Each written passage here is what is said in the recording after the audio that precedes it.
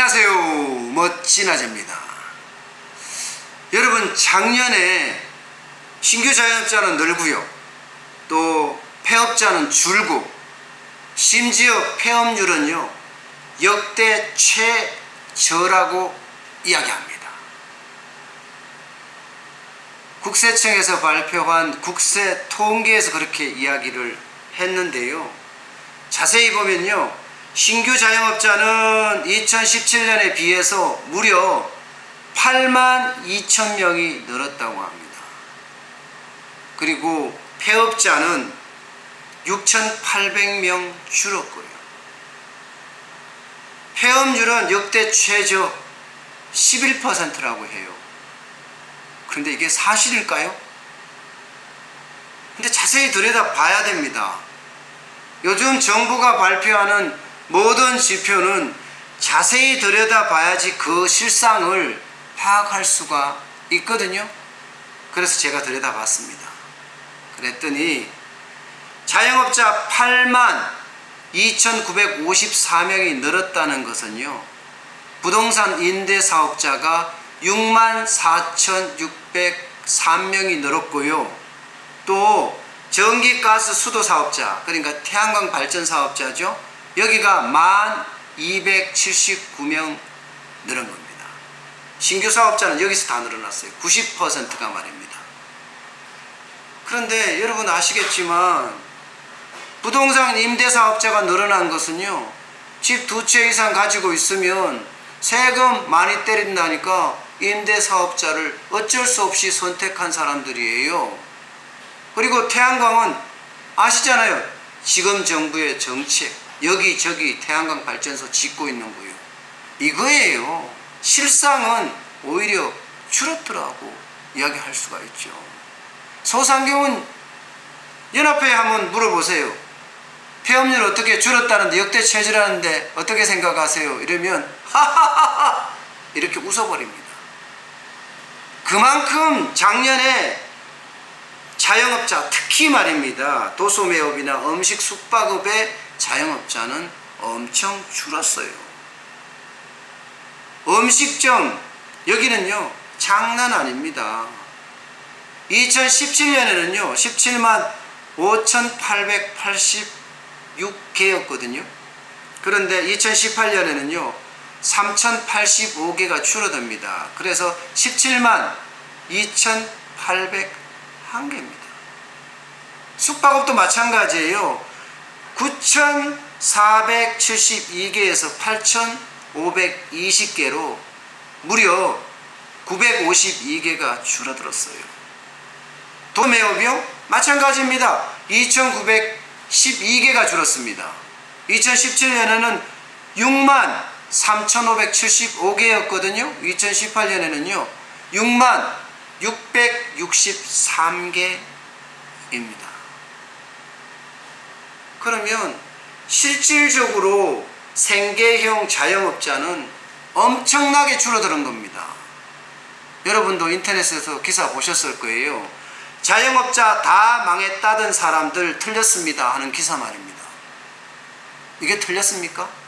도소매업이나 음식 숙박업에 많은 생계형 자영업자들이 폐업을 많이 했는데 이게 틀렸는 거예요? 참 답답하시네. 저는 그 기사를 보면서 진짜 헛웃음도 안 나오더라고요. 하도 기가 막혀서 말입니다. 제 주변에도 보면 판판이 쓰러지는 사람들이 천지거든요. 음식점 하는 사람, 술집 하는 사람, 옷가게 하는 사람, 화장품 가게 하는 사람, 판판이 나가 떨어지고 있어요. 저는 현장에서 목도를 하고 있거든요. 올해요? 더 심해요. 또 아니라고 나오겠죠.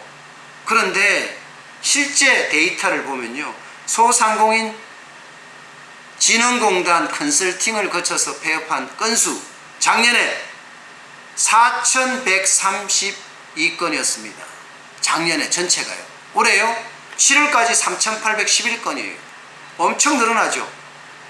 폐업 119에 나오는 민간 폐업 컨설팅 업체는 여기도 마찬가지예요. 작년에 6월에 84건이었습니다. 올해 163건입니다. 거의 3배에서 4배까지 늘어나고 있는 거예요. 그만큼 경기가 어렵다는 거예요. 그러니까 철거업체가 호황입니다. 호황. 업체 간의 경쟁이 엄청나게 심할 정도로 호황이에요. 5년 전보다가 철거업체가 10배가 늘어났다는 이야기가 있을 정도입니다. 그만큼 지금 자영업자들이 엄청 망한다는 이야기예요. 폐업을 한다. 그러면 중국값이 얼마나 떨어지는지 아세요? 옛날에는 그래도 냉장고 문 4개짜리 정도가 되면 뭐 3년 정도 썼다? 이러면 40만원 정도 했습니다. 지금이요? 30만원 선. 많이 떨어졌죠. 여기에 식기세척기 40만원, 50만원에서 15만원, 20만원으로 뚝 떨어졌어요. 그야말로 중고 가격까지도 완전히 떨어질 정도예요. 폐업하는 철거업체가 난립할 정도고요. 이 정도면 진짜 어렵다는 겁니다.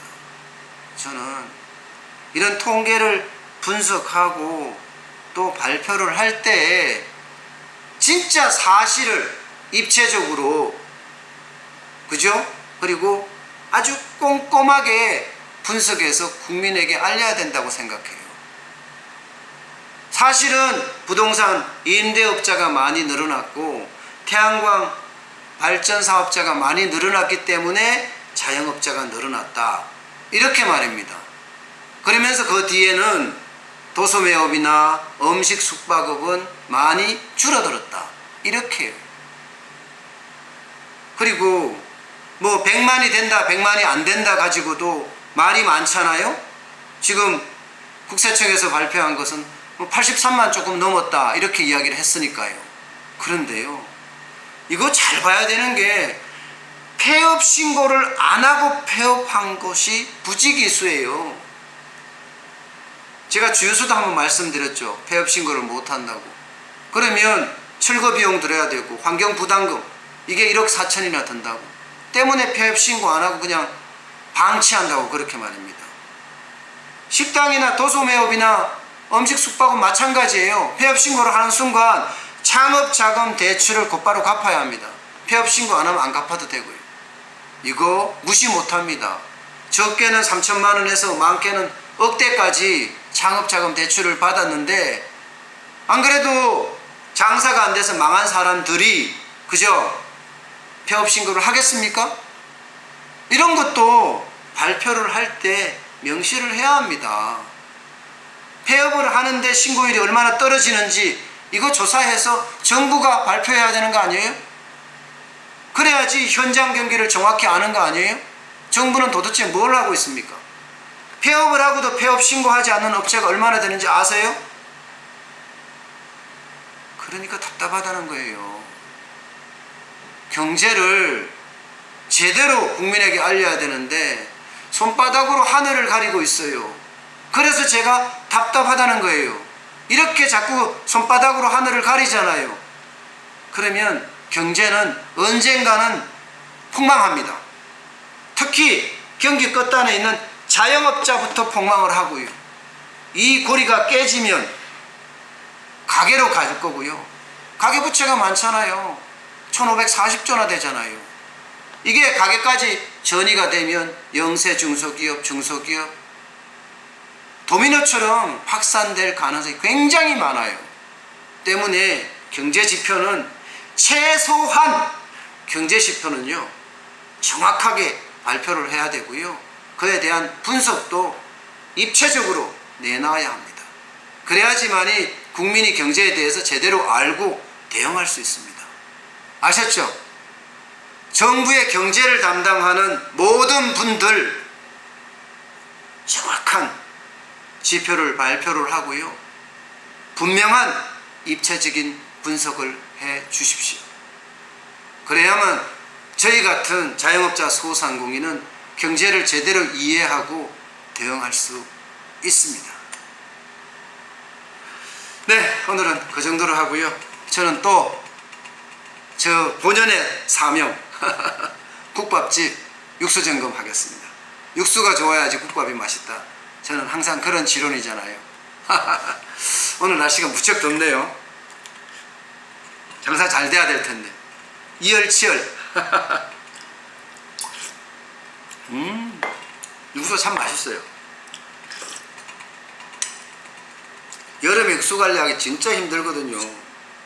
매일 끓여야 되잖아요. 제가 오늘은 새벽부터 끓였거든요. 땀이 많이 흘려서 얼굴이 뽀얗죠. 이렇게 안 끓이면 일단 좋은 국밥이 안 된다는 것 때문에 저는 늘 이렇게 최선을 다합니다.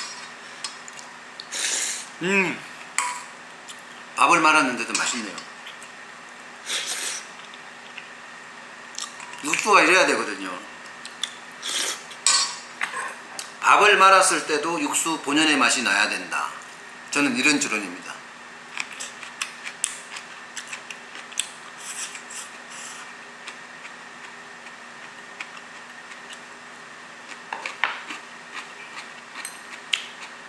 반찬도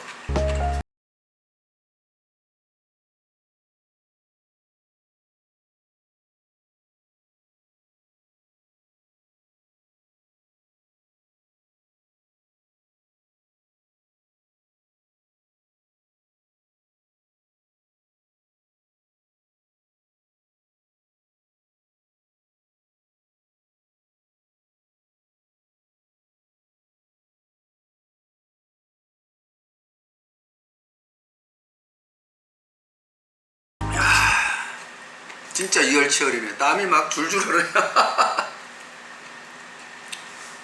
어쨌든 오늘 육수가 이 정도면 국밥은 진짜 맛있을 것 같고요. 반찬도 각각 다 좋습니다. 오늘도 장사가 잘 되기를 기원해 봅니다. 어제요? 어제는 좀 안 좋았어요. 예, 어제는 평일날 30만원 못하는 적은 잘 없는데 어저께는 30만원을 못했습니다. 29만 6천원을 했습니다. 아쉽죠?